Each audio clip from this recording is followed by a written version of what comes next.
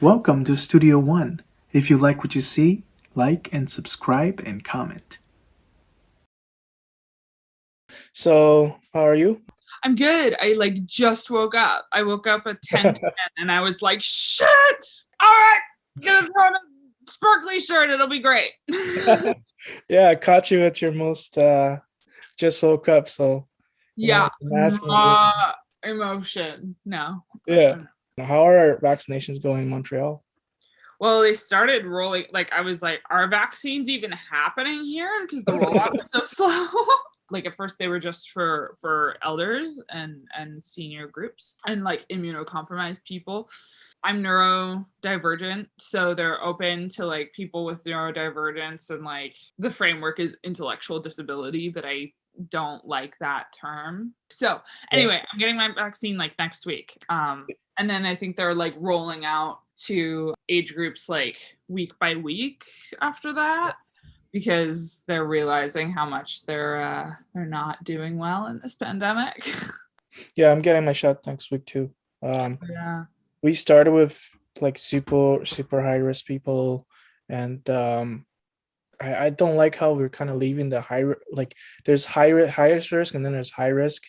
We're kind of leaving people behind in certain like high risk people. Like I don't really have any risk, Mm. whereas my friend who is high risk or at risk still hasn't got an appointment yet. So it's complete. Yeah. Uh, yeah, that's so weird to me. Like I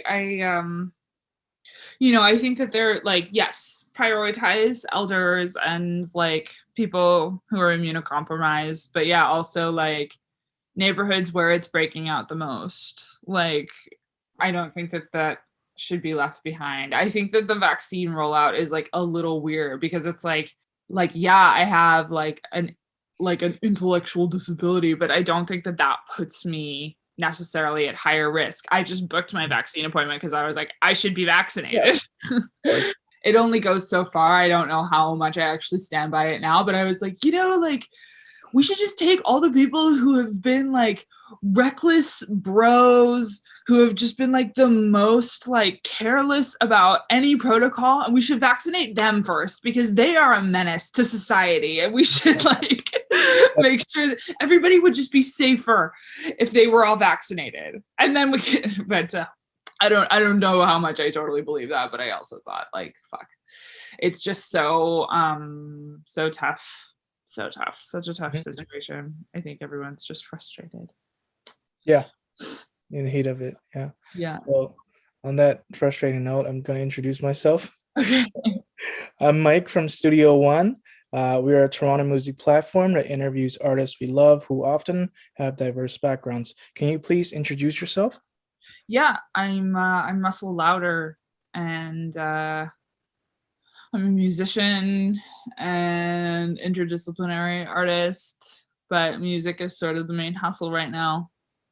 Sweet. So your upbringing in Charlottetown and surrounding areas stood out to me a lot. I've never really met anyone from there, and all I know about it is from geography class. Yeah. What is it like growing up in Charlottetown? And there's also the town of 800 people. Yeah, yeah. So I started off in the town of 800 people. Um, What's the name of the town? O'Leary. O'Leary. I mean, I wasn't technically like, I think I lived in that town for maybe like 4 years, and then we moved out to the country. So I grew up in a place called Hebron, which was like 20 minutes outside of O'Leary. So like ultra rural life, which was amazing. I loved it. Growing up in nature, like I really dig the vibe of like running around half naked in a field. Like that was pretty awesome as a 6-year-old. Right. And then when I was about 13, we moved to Charlottetown, Yeah. and that was cool. I know like I've said like in bios before that like I sort of like grew up in a family of artists, but like it was more like a network because my family isn't really ever in one place. So I mostly grew up with like either my dad single parenting me or my mom single parenting me, and then the rest of my family was sort of like dispersed throughout the world. by the time I was in Charlottetown, it was my mom single parenting me, and I found artists in the community, and it was really cool. It was like just at a point, like probably when I was like 15, 16, I started just like, I wasn't doing well in school, and I started taking myself seriously as an artist, and I started hanging out with people in the community, like older adults who were just like amazing, beautiful, badass artists. A lot of people kind of took me under their wing, and I felt like really embraced. And it was just sort of at a point, like that was, I think, 2011. So we were just getting like an artist run center up off the ground, and called This Town is Small. And so like there was programming happening, there were events happening, there was like an art festival happening. Yeah, so I was just like really keen to like get my foot in that door at a young age. Did you also have someone by your side constantly supporting you? There's a lot of cases where someone just needed one person that pushed them along when things were not super great. And is there a case like that? Do you have a support group around you very early on? There have been a few. Yeah, there have been like a few sort of like champions throughout my life that have like not necessarily like, you know, helped me move along the way, but like have definitely like just told me what I needed to hear when I needed to hear it. And yeah, like really brought a sense of affirmation to my life that I didn't have. Yeah, so there were like a few people that kind of like took me under their wing, and then I would like kind of move on and do the thing, because like I have mixed feelings about mentorship. I think that it can be really amazing, and then as much as I've had people that have like helped me lift off, I've also had people that have like taken advantage of like my naivety as like a super young artist when I was like 17, 18, 19, and really mess with my head. So I think that like mentorships can be cool, and I think that people in the mentee, is that the word? Mentee? The people being mentored, people in that position should be careful of sharks. Fair enough. Yes. Yeah. I can speak from my own experience, but we'll talk about that another day. Yeah, okay. Just give you a brief like picture. Like I was crying in the kitchenette. My boss thought I lost her dog.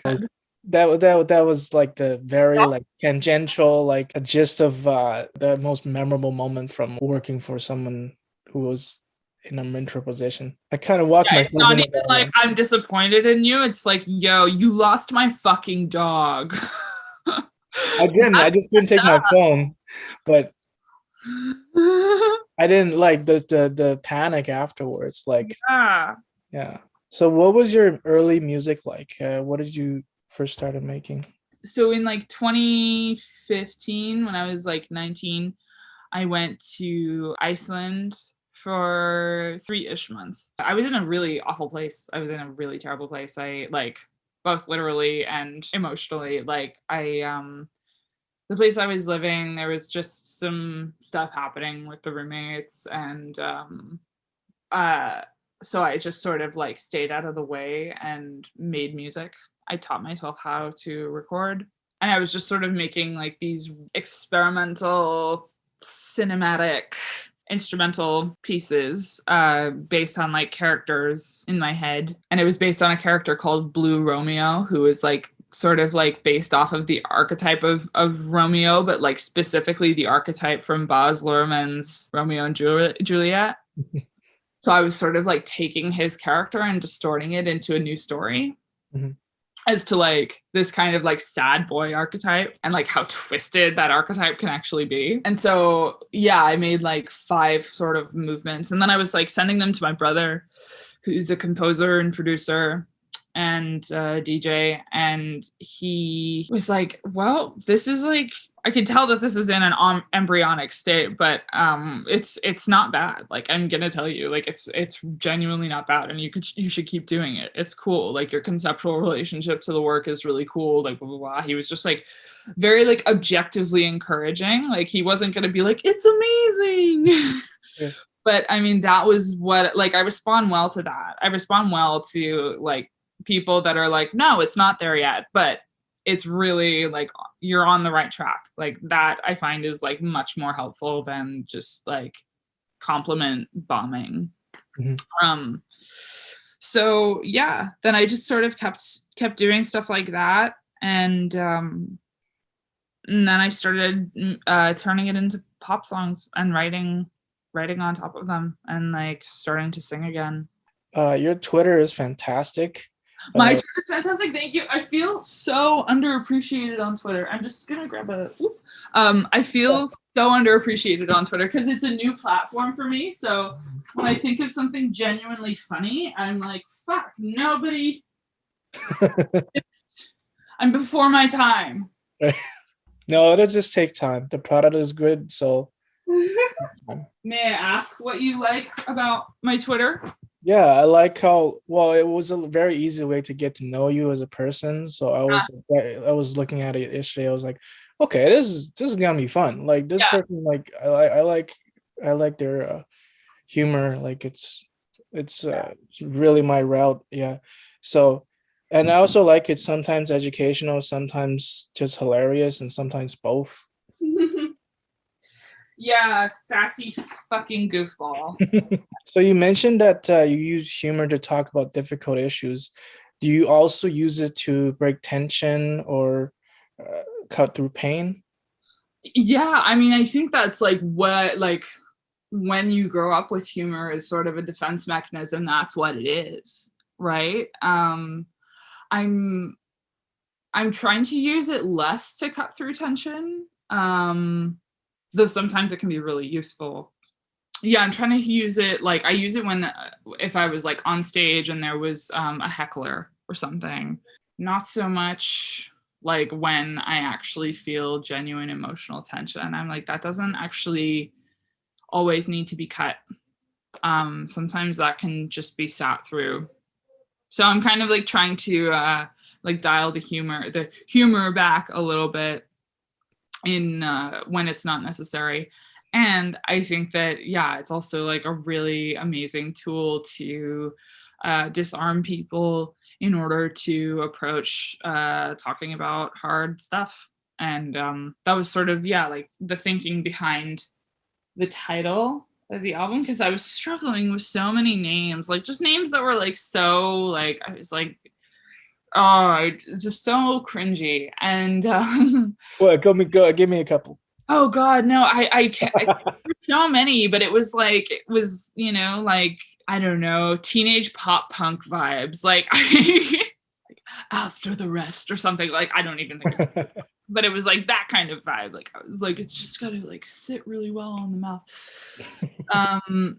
And then, yeah, then I came up with humor because I was like, well, this album is like, I don't quite know how to pinpoint how to make all of these topics that I'm talking about enticing for someone. And that's what a title should do. I think a title should be like a door that opens up the listener or the viewer or the reader to what's happening. And so like the idea of calling the album humor was sort of like a conceptual, like, oh well, maybe that will evoke like a sense of curiosity that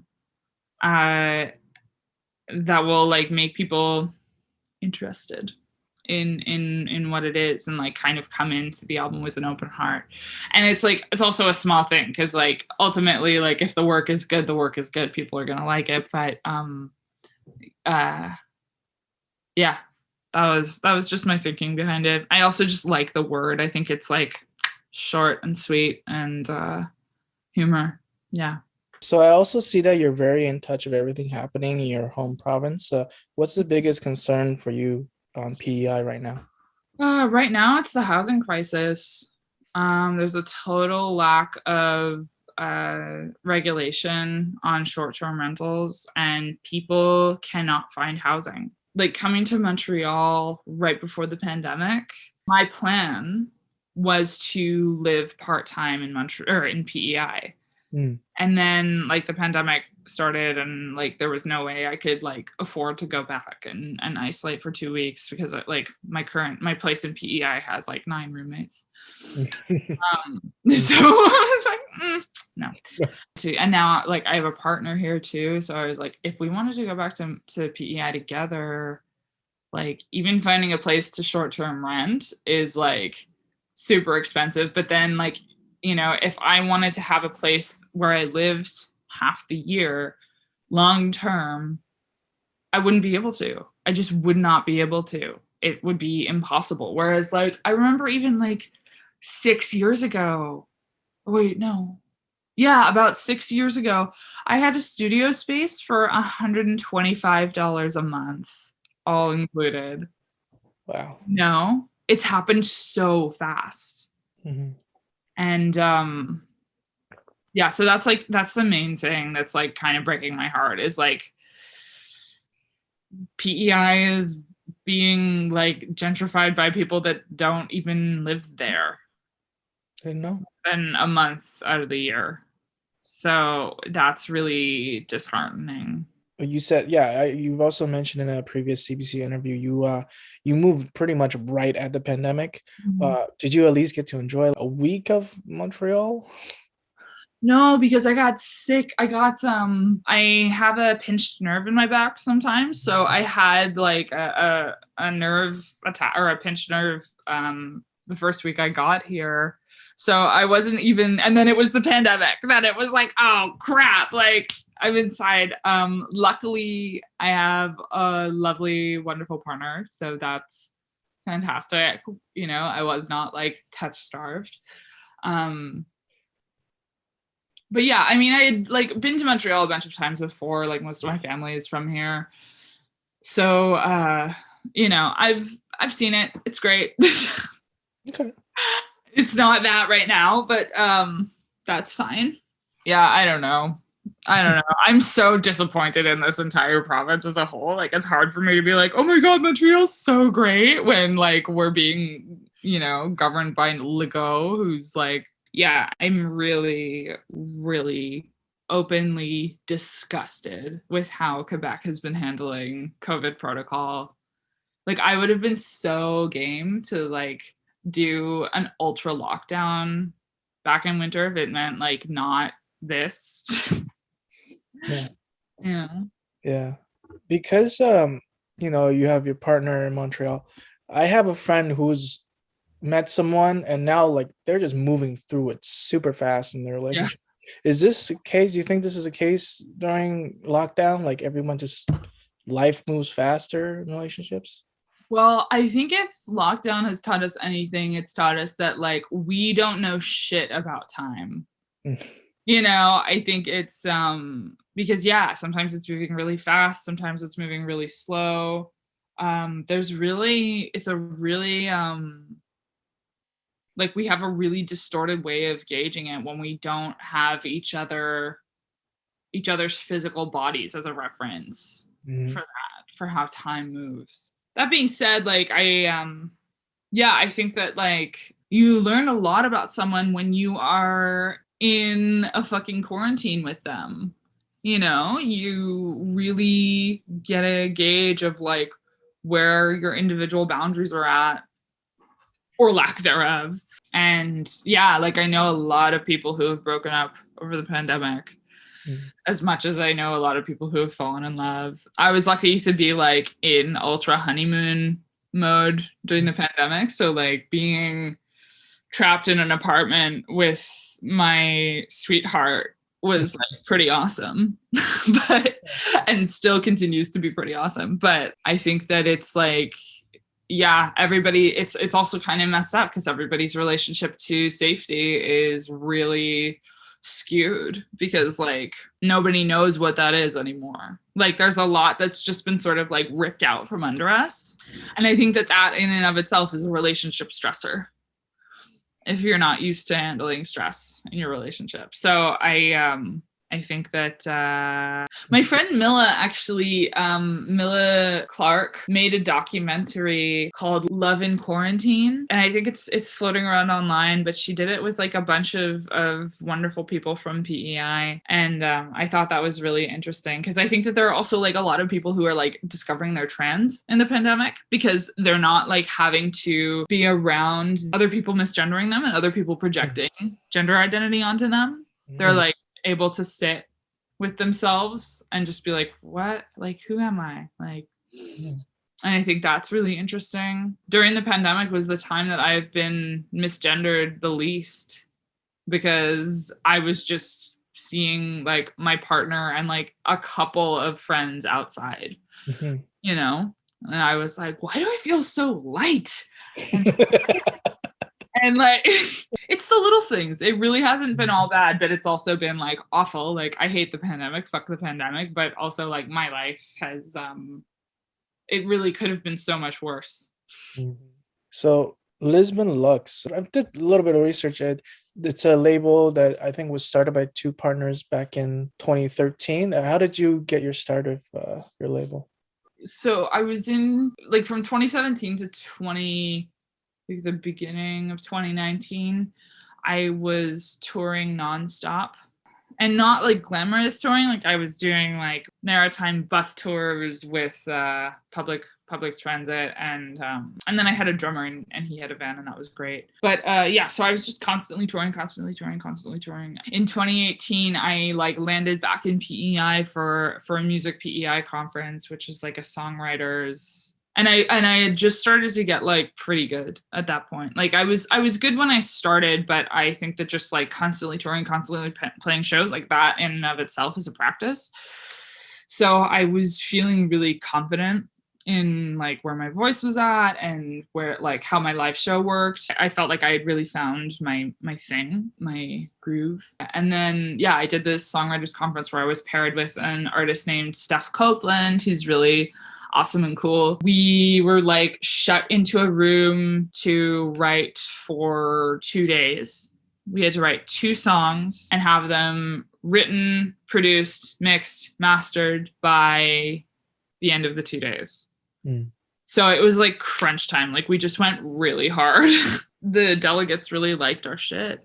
And it was sort of like a sit down with all these like industry bigwigs, which was awesome. There were like people from LA and Vancouver and pretty awesome people. And Julien was one of them. And so they sat down and they all listened to our songs with the other songwriters. Julien was really interested in the project from then on. And then he saw my live performance and then he was really interested in the project. We just like, I think he bought me a coffee or a beer. He expressed that he was really interested in working with me. And Julien is the current like director of Lisbon Lux.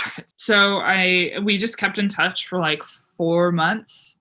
We were kind of like sending back and forth negotiations, which was a good sign to me. One of the worst things that a young musician can do in the industry is like rush contracts. Like if you feel like someone's holding a gun to your head when you're going for a record deal, like do not take it. Do not fucking take it. Lawyers need time. So yeah, we signed like recording, management, and publishing deals that all felt really good. Yeah, I've been working with them ever since. It's a team that's like really, they super give a shit about their artists, which is not something I don't think I can say that for every indie label. Because I know some people that go on indie labels and like never hear from them again. And that's so messed up. But like Lisbon Lux is like so invested in artist development, which I think is really rare now. I just feel so deeply supported by that label. So you have been compared to Florence the Machine and LaRue. Who is your biggest musical influence right now? Well, weirdly, neither of those. But then I listened to them and I was like, oh yeah, they're badass. Well, I'm a music nerd, so I just have a lot of influences, and mostly it's just like single songs that are massive influences. I would say like the biggest song that influenced humor, or maybe album, was Mr. Heartbreak by Laurie Anderson. Just in terms of like the sounds, not so much the arrangements or the approach to writing. But yeah, this sort of like otherworldly production was something that really interested me, and I've been listening to that album since I was about 7. I think right now, like what's currently influencing me a lot, or like at least what I like, I don't know if it'll necessarily influence me, but the new Rasheen Murphy album, the Rasheen Machine, it's so out of control. It's great. I want to make something like, not necessarily like this, but the life that is behind this album is really exciting. So I'm interested in trying to figure out what she was doing. You know, like I think it's less about like, you know, like I'm going to make something that sounds like this, or I'm going to make something that like covers this topic, and more just sort of like, what am I implanting into my subconscious here to like run with later? When I first listened to your music, the first thing I noticed is how hauntingly beautiful your voice is. So I was hooked right away. And the more I listen to your music, the more I really like the bouncy, playful synths that complement your voice.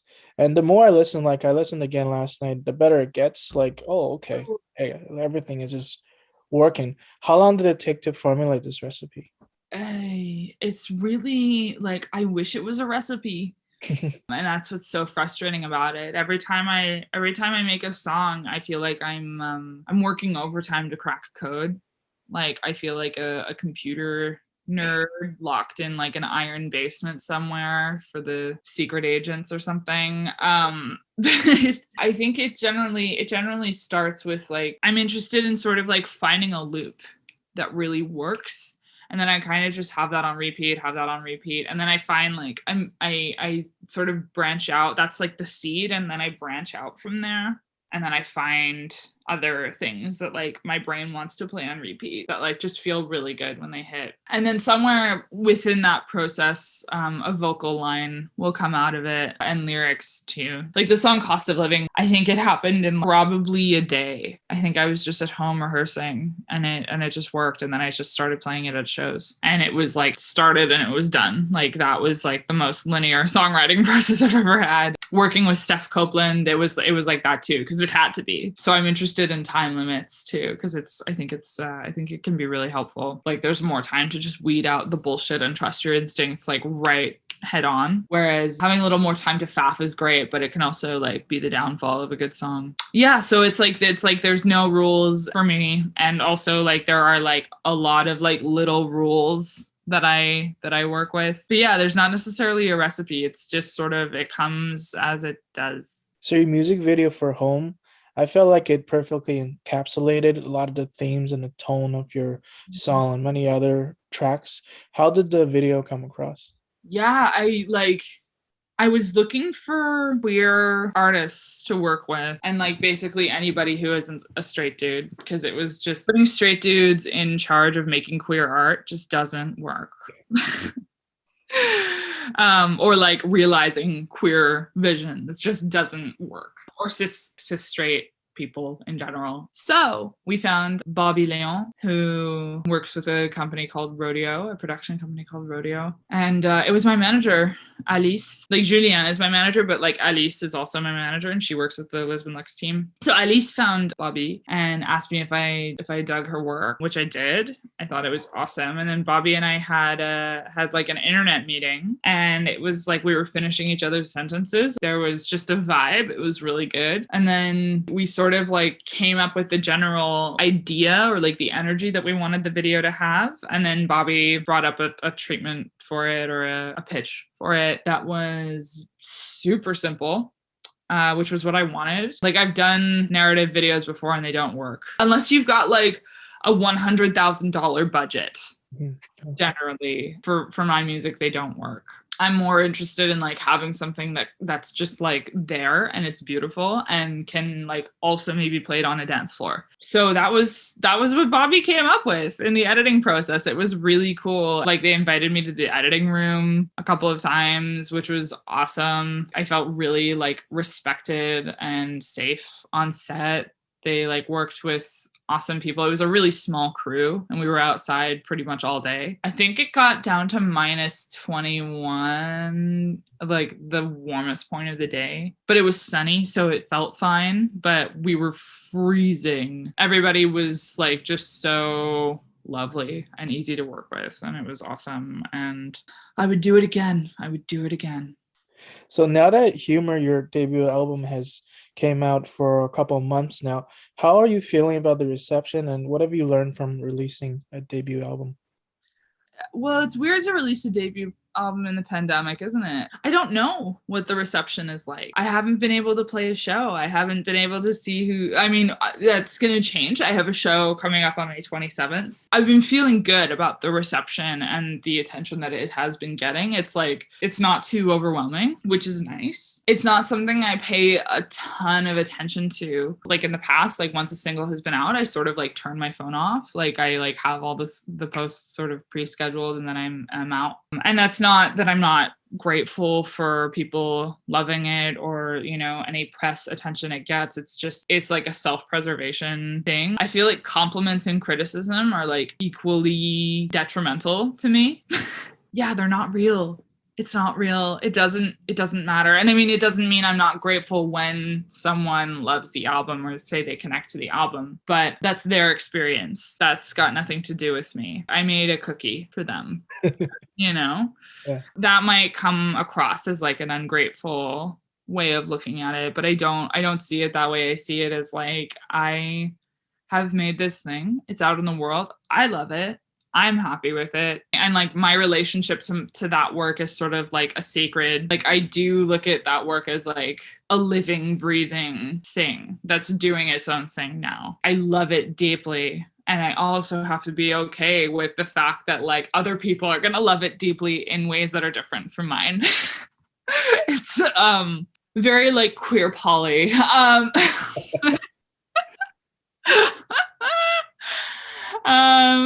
So yeah, I'm overall like content with the way that it's being received, and I'm really happy and grateful for the work that my team is doing and for the fact that I get to play a show at the end of the month. It's going to be just a private live stream show, but still, it's going to be beautiful. I'm so grateful that I get to like breathe new life into this music with other musicians. Like that's so exciting to me. You mentioned that you were on tour a lot for several years.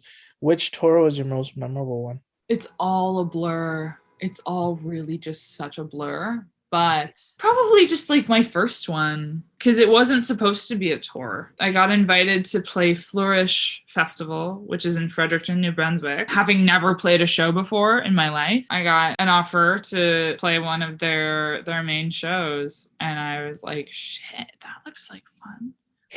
And I was supposed to go to art school like that week. Like I was supposed to go to Berlin that week. And I was like, I don't think I'm gonna go to Berlin. I think I want to play some shows. So I played this show at Flourish Festival, and then I got an offer to play a show in St. John, not for the East Coast Music Week. It was like one of the no cases. Like there are like industry showcases, and then a lot of people have like no cases in different parts of the city. So I got invited to play a no case, which was like at a faux place. They were just like super down to have us. So I was like, that's cool. It was really fun. And then I played another show somewhere else, but it was like a tour that wasn't supposed to be a tour. Like I was fully just ready to go to Fredericton and go home. But then I like got in a car with my friends, went and played this fucking show in St. John, then went to another place and then went home and played a show. So it was like, it was a mini tour, but it was still a tour, and it was still really exciting to me. It was like, I was like, oh shit, like I can just do this. I can like plan this and do this even better. And I was meeting so many friends, and like the music communities in New Brunswick are so amazing. Like just so deeply supportive. Probably one of my like top 3 favorite places to play in the world. They're like really, people show up and they're jazzed. This might be a little intimate, but in the recent years, I've started asking myself about my sexuality. Some of my friends as well. Maybe me and my friends haven't realized who we truly are yet, and we're still in the process of figuring that out. If we can talk about this, what was your transition journey like? I've pretty much always been traversing the gender binary since I was a little kid. I was like definitely more sort of like masculine presenting as a kid. I had a short haircut. I wanted to wear a tie at the Christmas concert. I wanted to shave in the morning. I wanted to pee standing up. I felt more myself in alignment with masculinity at that point, or like with more like sort of like what had been expressed to me as masculinity at that point. And then, yeah, like as puberty sort of came on, I was like, oh shit, okay, I guess I gotta be a girl now.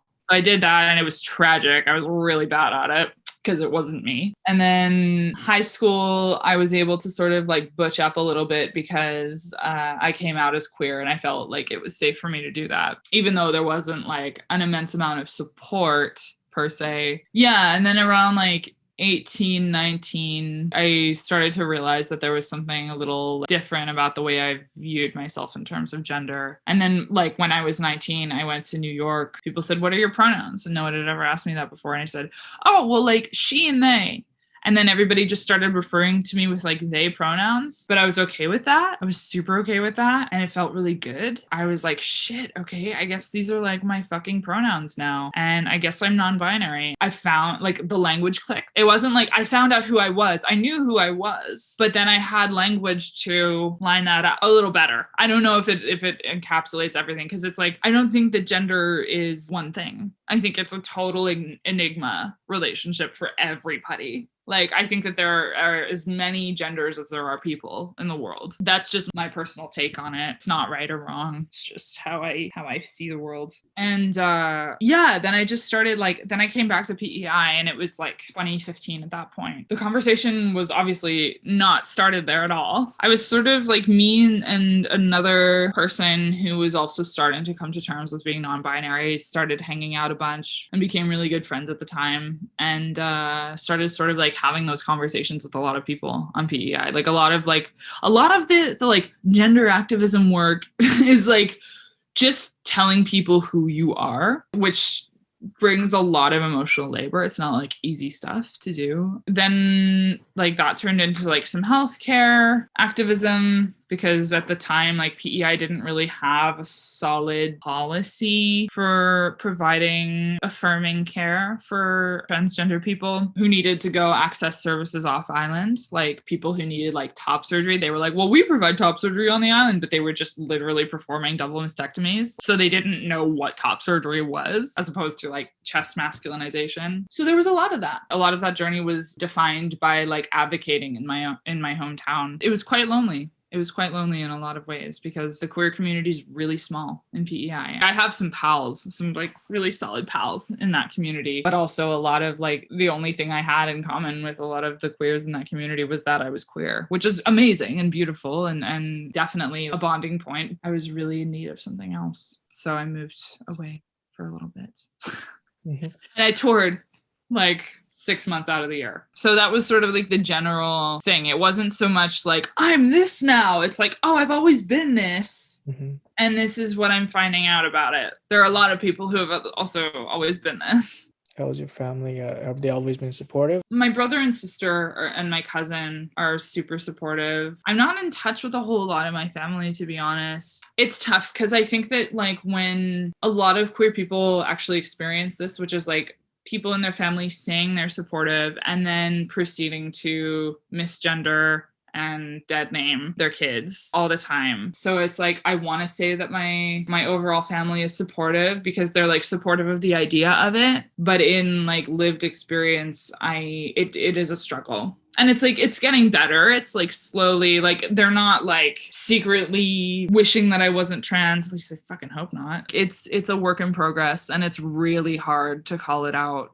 or call it in, because it brings into question all these like, but I love you, but like, you know, you're my kid, or like, you're my sibling, or like, you're my cousin and I've known you your whole life. And it's like, well, yeah, you have, but I think this is also universal, right? Because like a lot of people struggle growing up with a family and then shedding that skin of like what's been projected onto them, right? Like, I don't think that is just like a gender specific experience. I think that a lot of people deal with that on many levels of living. So it's like, it's really not as bad as it could be, but it's not like, I'm not gonna lie and say like, oh, everyone's amazing, because it's not. It's like really hard to talk to some people in my family because that part of me doesn't feel affirmed, and therefore I don't feel safe to share what's actually like going on in my life. But it's better than it was like 3 or 4 years ago or 5 years ago. It's been about 6 years since I've been affirmative about my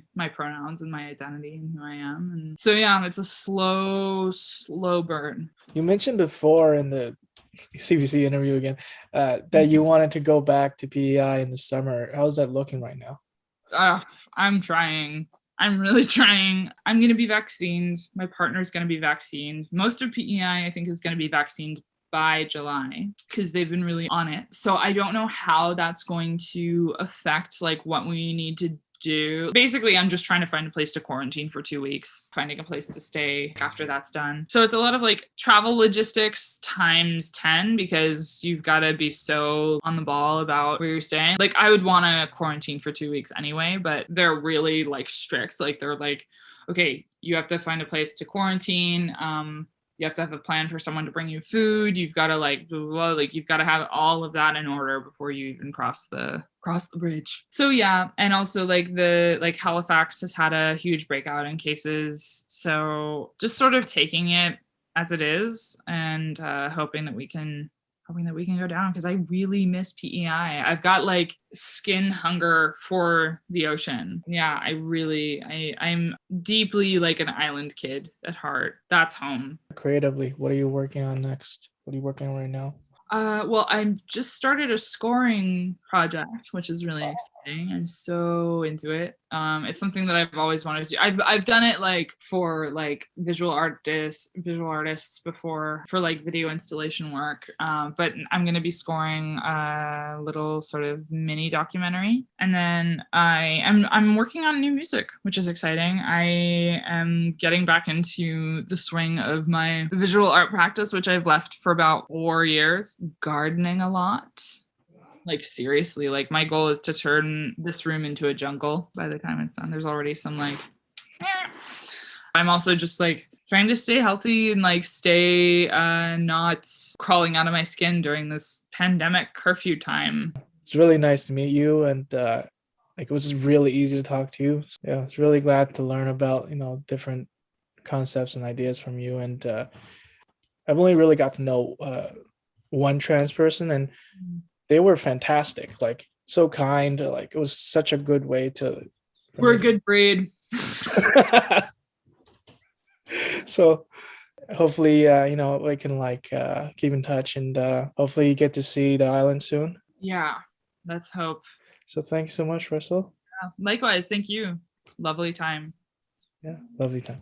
Okay, bye. Studio One.